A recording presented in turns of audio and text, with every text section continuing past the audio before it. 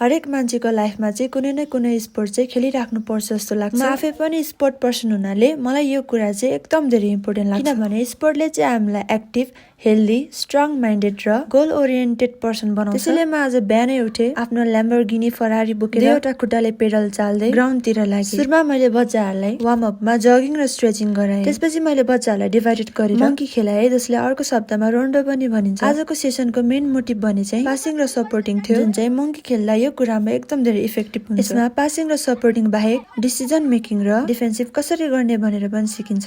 जहाँसम्म मलाई लाग्छ बच्चाहरूले चाहिँ यो कुरा एकदम धेरै इन्जोय गरिरहेका थिए र मैले पनि। बिहान उठ्ने बित्तिकै फुटबल खेल्नु जस्तो इन्जोयेबल र इम्प्याक्ट गर्ने कुरा मलाई केही पनि लाग्दैन। ट्रेनिङ सकिसकेपछि गेम नखेल्ने कुरा त हुनै सक्दैन। ट्रेनिङमा गेम खेल्ने भन्ने बित्तिकै बच्चाहरू त एकदम धेरै एक्साइटेड हुने के। ट्रेनिङमा सिकेका कुराहरू इम्प्लिमेन्ट गर्ने भनेको गेममा नै हो। आफ्नो स्किल र डिसिजन मेकिङ डेभलपमेन्ट गर्ने भनेको गेम खेलेर नै हो। त्यही भएर स्पोर्ट्स चाहिँ खेल्नुपर्छ है।